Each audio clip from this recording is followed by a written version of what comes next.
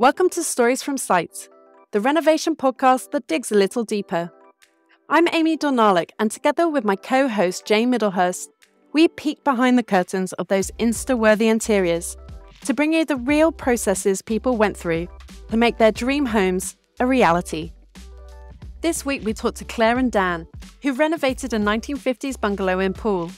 With construction costs rising, they reduced the scope of their project, lived on site through the build, and managed the project themselves, hiring the different trades they needed on day rates. We discussed their ambition to keep the process a positive one and how they organised their home to meet the needs of their family.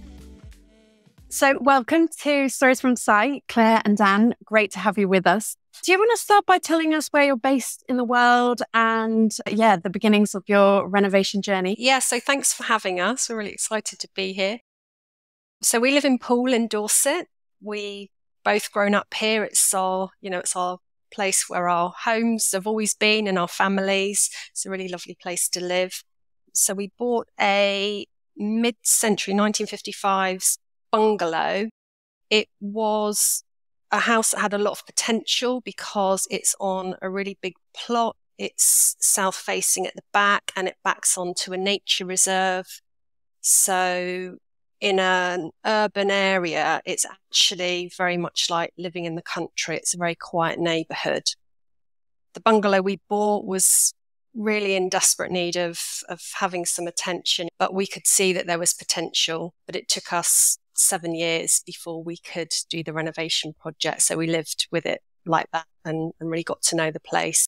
And did it change what you initially started out thinking you were going to do? Did that change as you lived in the space? Yeah, massively. And I think that although it can be frustrating to live in a home that is not necessarily working that well for family life, it does give you that house intimately. And we really did. We knew how to follow the sun and we knew the kind of views that we wanted to capture. It also really gave us an opportunity to assess how much volume perhaps we did or didn't want to add. When we moved in, our children were about 16 and 14. They're now sort of 21 and 19. They must have been slightly younger than that. I don't know. It seems like a long time ago, but they were little people, and now they're sort of adults still living it at home, still studying. So actually, perhaps what we would have done when they were younger and the way we used the home then is not how we live now. And I think what we've managed to do is to create a home with enough space for everybody, but without just adding lots of extra space that probably we won't use, and especially moving forwards when the children move on. It feels like a nice house also just for Dan and I, and then friends and family coming to stay. Because Dan, you're actually in what was the hub of the renovation, right? Tell me where you are. Yeah, so where I am at the moment, jokingly, when I'm on work meetings with camera on, people say, "Oh, you're in the sauna," but no, this is which actually it does feel like it sometimes when it's beaten down with sun. Some of these hot days we've had, it does get very hot in here, but it's nice. But yeah, so this is our log cabin that we had put up. Initially on this plot where it's placed was a block built garage, very ugly, horrible thing. So at the start of the renovation, we knocked that down and we put this cabin up. That allowed Claire and I to move out from the upstairs of the house into here. So we lived in here, I think end to end about 7 months. So with us moving out from upstairs, that obviously allowed the build to start with knocking out for dormers and new stairs, etc. So yeah, that was the plan for this. Obviously storage as well. So we had some of our furniture in here. And then when we finished in here and moved back into the house, we could then move both the kids out into the cabin. So they shared the space for about 3 or 4 months. And then that allowed us then to finish off the downstairs and their rooms. And now it's our kind of guest room. There's a toilet in here and a sink. Or day to day, it's our work desk area as well. So I have quite a lot of questions I want to ask you. I guess the first one is that you guys approach this project quite differently to a lot of people, and you project manage the whole thing. Do you want to explain kind of, why you wanted to do that in the first place and how it kind of panned out? So I think we went into the project very naively. It's not something we've ever done before. Probably greatly underestimated all that it involved. And I think if you don't underestimate it, you probably wouldn't start it in the first place. We set a very clear intention at the beginning of the renovation that whoever came to contribute, whatever contractors turned up, we wanted them to want to be here. We didn't want to create a renovation environment, particularly as we were living through it and on site, where we had contractors turning up who didn't want to be here or there was ill feeling. So that was the only really, really clear intention we had. And actually, looking back now, that is what carried us through, because we did probably everything that you shouldn't do. We signed no contracts. We paid every single person on a day rate. And we trusted our people's skills. We trusted that we could build relationship with those contractors and they would want to show up the next day and the next day and the next day. And even when complications or difficulties arise, it can be so stressful, and your immediate response to that is, oh my God, and you want to kind of sort things out. And actually it was a case of us just stepping back and treating the situation from a kind of balanced perspective, where rather than pointing a finger of blame at anyone, we were able to just have conversation and work through anything that needed to be worked through. And I think that's what really got every tradesperson on board with our vision, because ultimately nobody else cares about your home and what you're trying to create in the way that you do. And I think the reason that was so important to us is I really believe that I wanted people to come and show off their skills, because they're leaving their legacy, and what they put into the home is what you're left living with. And I didn't want to look at corners or spaces in my home and have memories of things being, with bad feeling. And actually, somehow we managed to carry that off. And I think that was our real strength, because we certainly didn't have knowledge or skills or any training to do this whatsoever. We're complete novices, but actually it's turned out really successfully in the end. So that did carry us through. So just to clarify, you didn't have a main contractor and you just went out and you were like, let's find an electrician, let's find a plumber. And they turn up on site and you say, this is the job that you need to do today. Or did any of those people speak to each other? Was there any kind of communication? Were they willing to interact? Yeah, so our main builder who did the extension, obviously a lot of the construction, he's a good friend of the family. So he gave us some kind of contacts, other friends and people that he knew. There's other people that, we know through the family as well, that we've engaged in this. And they were talking, when they're on site together, they're talking and communicating. Or if they're not on site together, it's through us, and they're saying, oh, can you get the chippies here to do such and such, or the chippies will need the plumbers in to do a piece of work before they can box something in. So I guess that's about that feel-good thing of having people willing to, have a good relationship with everyone else on site. I think the most challenging thing was we didn't know which trades. It's like tag team, isn't it? It's, a contractor will come and do something, and then they need somebody else to come and do something. And so we really did learn from the contractors, actually, the order of things. And our builder was in the background. He came and went, and we could always pick up the phone to him and say, look, we've got to this point. Can you just give us an A, B, and C of what order we need to do things? I think for me, that was one of the most stressful things, as I felt very out of my depth with regards to the order of how things are done. But actually, if you break it down into what needs to be done today or this week, or what materials do we need to get to site to enable that next part to be completed, we somehow just managed to break it down like that. And it was through communication, I think, that and them willing to help us. I think they saw how passionate we were about what we were doing, and they they kind of wanted it to succeed as well, which was really lovely. I didn't feel that anyone was working against that. So yeah, they were very good natured. We even had our carpenters here worked all of bank holiday weekend over Easter, and I ended up babysitting one of their little girls for the day so he could work. So yeah, I mean, they were fantastic. Oh, I love that. Going back a little bit, you explained your initial brief for the home was movement and stillness. And I thought that was such an amazing brief to kind of come at a project with. Can you explain a little bit where that came from? Yeah, so my background is I was a human movement analyst for many years. And so my background is in the physicality of people and how that feels. So I think everything I do in life creatively, I really approach from the inside out. And also knowing our family, we love to get together. We love to be sociable, but we're also individually real hermits. All of us need to withdraw and have space on our own and quiet space to really feel good and to do life. So initially we had a set of drawings drawn up by quite a well-known London-based architect. And actually we didn't proceed with that project because it was a very open plan space. The construction was too big really, and I felt like it was going to be too big an investment for the property. The initial issue we were trying to resolve was the positioning of the downstairs bathroom.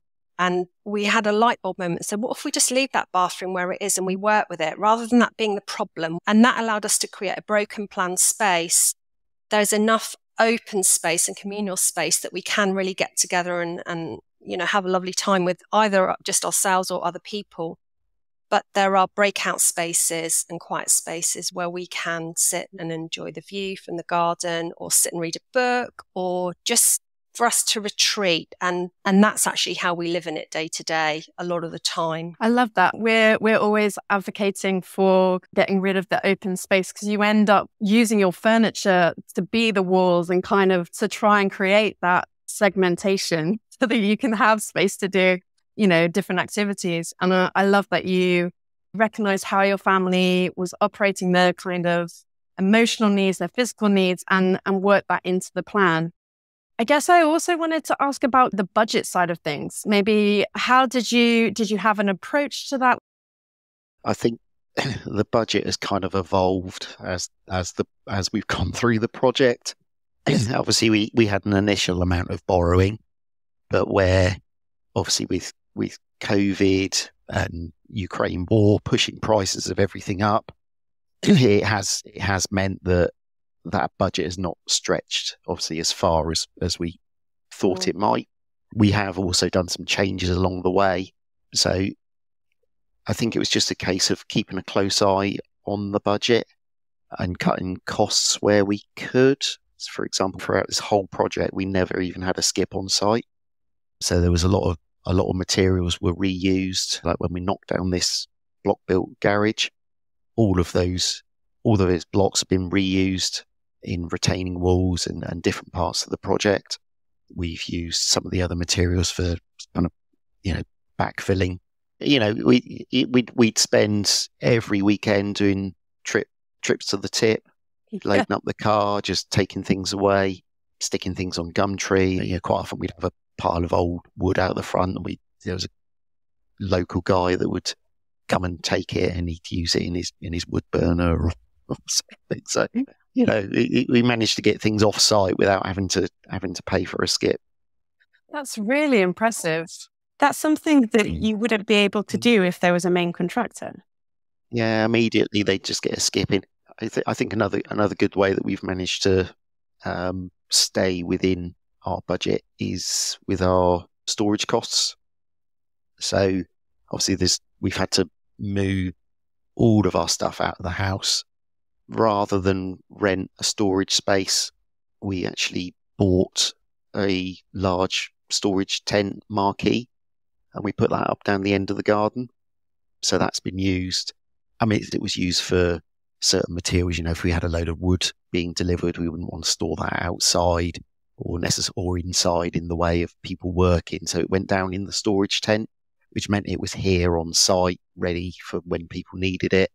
And then we got a big storage tent at the end of it that we can hopefully sell on. I love that, because you've picked two things that really add up in any renovation. We should get onto the kind of time scale of this, because I guess what you've used is the fact that you are living on site, that you have got, this time to kind of organize these things, because I guess that's part of it. When you've got a builder on site, the skip is, get it in, get it out. You want that speed because you want to get the builder out as well as fast as possible. But I like that in a way, because you've taken your time. It's given you the time conceptually and design-wise to establish what you want to achieve, but also that you haven't just left those principles there. You've used that with your build. And I think that's really coming across as a real powerful tool. I think also with regards to timeline, we could have moved out completely and rented off-site. But what we chose to do, we chose to invest that money into building the cabin, because one, it allowed us to be on site throughout, and that meant we had a closer working relationship with the contractors when they were here. We were always available to make those small decisions about where does this light socket go and how long do you want that cord to be on the light, or whatever, all the millions of decisions that you have to make. So we were always here, instantly available, which I think really helped the project along. We actually went from a 4-bedroom property to a 3. So we reduced our bedrooms, which from an estate agency point of view is probably madness. But actually the quality of space we have is fantastic now. And we prioritized that because it's going to be a long-term home for us. So where we lost a bedroom within the home, we've now got this beautiful cabin space. And so whether or not we slowed things down by living on site, I'm not entirely sure. I don't know, but it probably took a bit longer. But I think for us, because we were so naive with the process, being close to it and being available and being able to take advice or have conversations from contractors on a daily basis felt really, really important to us. And do you feel like that kind of commitment from your side has led to more appreciation of what you've made? For sure. It was a complete back to brick renovation. We rewired, replumbed, replastered. Every surface has been touched. There isn't one part of this house I don't think we've seen the bare bones of. And if you're disconnected from site, I don't think you really appreciate that. But we saw each stage. And, sometimes you come home and you think, oh, not much has happened today, but actually it's been quite an intricate piece of work and it's required a high level of skill, and you're seeing that kind of go on. So yeah, I feel like we know this place inside out and back to front really, which is, it's a nice feeling when you're living in it to kind of, to have seen that process through. And can I ask, how did you guys work together? So Dan and I have been together a long time. We've been together for 33 years. So we work well together in the sense we've got very complementary skill sets. In a way, I sort of always feel like Dan's the adult in the relationship and I'm like the excitable child. So a lot of the kind of creative drive and those decisions about materiality and space layout and things like that, I'm really, really passionate about. I always have been right from being a small child. I was that small child who'd move their bedroom round sort of, 4 times a month. And so it's always been something that I've loved. I love home. I love making a home. So all of that, I feel like I am obsessive about researching details and took a long time. For instance, with the kitchen, we got in the car and drove 6 hours to Norfolk to go and spend an hour with the kitchen makers, and then got in the car and drove 6 hours back on a really cold, wet February morning. And everybody thought we were bonkers, but actually I needed to feel and touch those materials and see the colours rather than on a small sample and things. So, and just obsessive researching about seeing if we could get a look without compromising on quality on a better budget. And it's amazing when you do put that time in, how much cost saving you can make. We didn't buy anything from the high street at all. Everything came online. So all our sort of bathroom fittings and everything. And we just bought stuff and stored it in the sale. As Dan said, we had the storage tent at the bottom of the garden. So lots of things went in there. And then it was months before we saw them again. So from that side of things, I feel like that's really my passion. But Dan is an incredible spreadsheet whiz, and he's very, very good at keeping an eye on timelines and budget. And I suppose the logistics of it all. So with working from home, I think at the time for the majority of this, Claire, you were working actually at the uni, weren't you? So you weren't here. So I was here. I was the face on site with all the trades. So I was kind of their go-to person, logistically sorting out what materials do we need on site, when, do I need to get hold of one of the other contractors to come back? So that side of things, the practical elements. And then, although, Claire's also got the design flair, I was more on hand liaising with the electricians around plug socket placement, thermostats, all that kind of technical side of things. And did you turn the space you're in at the moment, did you turn that into your kind of foreman's office? Did you have drawings up and like... Yeah, so my desk was actually just over the other side of the room, directly opposite the door. Unless it was chucking it down with rain or absolutely freezing cold, then the door was wide open. So, and there's people working out there.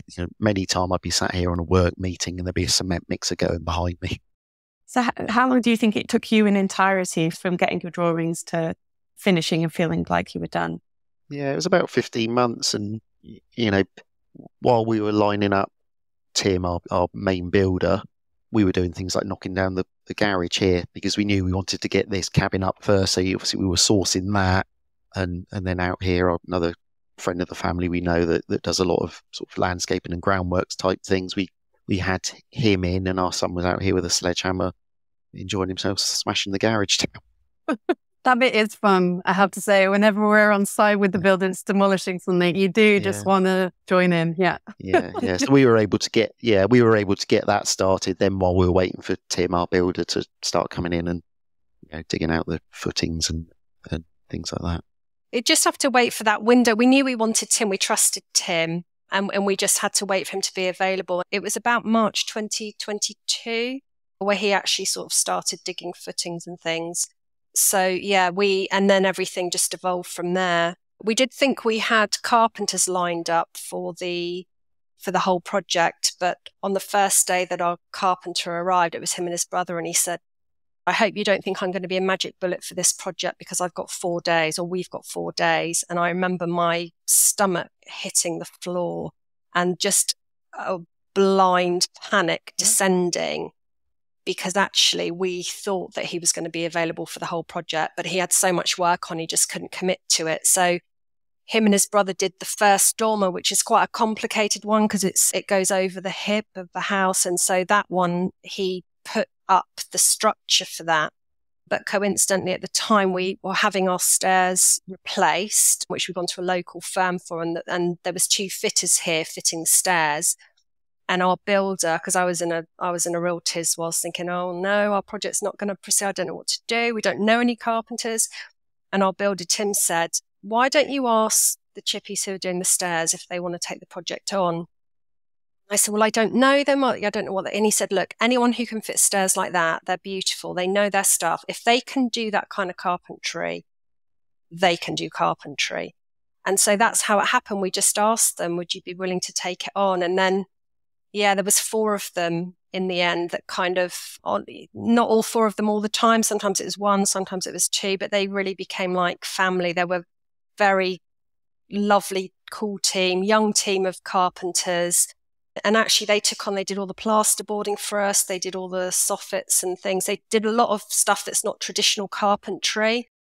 And I think because they just love being here, they sang all day long. They made us laugh. They're a real motley crew, but really highly skilled and were willing to just do whatever needed doing. And we were incredibly lucky to have kind of, captured that rather than dropping the ball, because I think the whole project would have ground to a halt had they not stepped in and seen it through. So they're sort of the unsung heroes of this, really, because without them, I don't think we'd have got it done. I love the way that you have such respect for all the trades, because I think sometimes, like you say, there's a distance between the people who are making your home for you and yourself. But when you actually see it up close, I mean, you can't have anything but respect for them, because it's hard, skilled jobs, and that really comes across as well, that you really showed appreciation for what people are doing for you, which I think is really great. I think as well, when you're renovating a place, it's a lot more difficult than if they're building something new. Because when they've got a blank canvas, they're building their frameworks, whatever. But when it's a renovation and they're, taking tiles off, looking to see what's there already, what they've got to work with, there's a lot of unknowns and a lot of things they have to try and overcome and work out day to day. Okay, my last question is actually there's two more. I'm so sorry. I feel like I could ask you a zillion questions, but I guess what was the most challenging part of the whole renovation? Was there anything that kind of caught you by surprise? I think the low point was all of the holes in the house where glazing should be. So, when talking back to the budget, we could have done this project on a more modest budget had we chosen different glazing and probably different kitchen. But we chose black aluminium glazing from a local Poole-based company. And of course, they don't like to estimate openings at all. So I think the timeline was about 14 weeks, something like that, between all the openings being prepared and the survey, coming from them. And that took us right through till, I think, November we had the glazing in. So a lot of the time, the holes are boarded up with hardboard, or, we'd lie in the cabin at night and there'd be high winds and rain and we'd just hear tarpaulin flapping and tiles flying off the roof. And, at one point upstairs, I think we must have had 50 or more kind of buckets and trugs and things just catching rain. And it would just run to the downstairs. And it's just, you're worried when things are being put in place that then things are going to get ruined by water damage. So I think that was a challenging point, because you just don't really settle until you're watertight. It's just the unknown. And, the couple of days before the windows went in, we just had wall-to-wall rain continuously and high winds. So it was a real challenge. And I would say the other thing, you might want to chip in here, Dan, but the other thing was not knowing the order. Really, looking back, we weren't really sure of the order that things were going to be done in. I'm not sure that anybody really was, in fairness. I think we just worked it out as we went along. But that can be quite unnerving, because we didn't want to be the single point of failure for the project. We wanted to make sure that if contractors were turning up, they could actually do what they'd come to do, or the materials were here on time. And that is a constant. You're juggling so many, spinning so many plates, making sure that you're not the point of failure. So that I found really hard. What about you, Dan? What was your low point?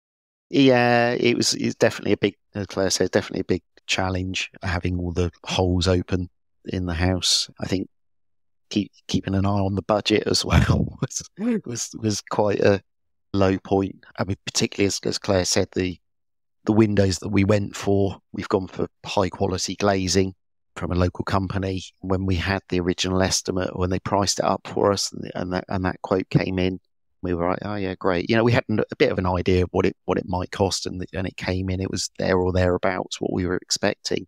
But for one reason or another, neither of us saw the plus VAT on the bottom of it. On the bottom of it, so all of a sudden we had to suddenly, our budget was then shrunk by that missing VAT. So it is an eye-watering number, isn't it? That it is, but we know, we've bought right. Buy once, they will last us. So in the long run, it will definitely pay off. But we've throughout this, we've had to go back for borrowing a couple of times, get us through to the end. I say, and we're 99% of the way there. There's a few little finishing off bits for us to do, but it's everything is fully functional and livable. We like to call them pottering jobs now. Just got a few pottering jobs to do, but it's really weird. By the time you get to the end of the project and you've been kind of full steam ahead for so long, those pottering projects it's quite difficult to raise the the stamina to do them. So we are still going. We're just emptying the tent at the moment completely so that we can sell it on. And we just want to achieve getting the tent down at the bottom of the garden. My last question is, what piece of advice would you give other people who are about to renovate? I think if you don't have experience of renovating before you set anything into motion, really just check in with yourselves or each other.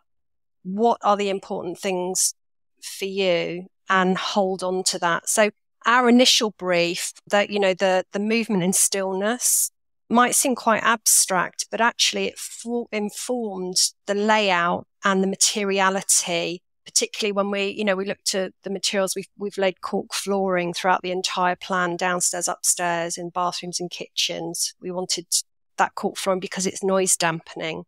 And also, we have a great garden that we spend a lot of time outdoors. We've got 2 little dogs and a cat, and it's a really tough flooring that we don't have to be precious about. So, that movement and stillness brief actually kind of had quite a ripple effect, and I can see it in the finished renovation. And the other thing was Dan and I just trusting our people skills. We try and be good people in the world, and, nobody's perfect, but I think that we treated our contractors in the way that we would want to be treated, and we respected their skill set. Bottom line is, if we could do something ourselves, and we did, we laid the flooring, we did all the decorating, we laboured, we cleared site, we did a lot of hands-on. We were really hands-on with the project, but there were things that we couldn't do, and that requires training and it requires expertise, and we very much respected those skills. And I think too often, builders can get a bad rep, or tradespeople can, but I do think it's a two-way street. And so maybe we got lucky, but I think it was setting that intention. And if you're not clear about what you want to create or why you're creating it, I don't think the contractors have a clear vision, and they don't really have anything to get hold of and work towards. And everything then breaks down into everybody being quite separate.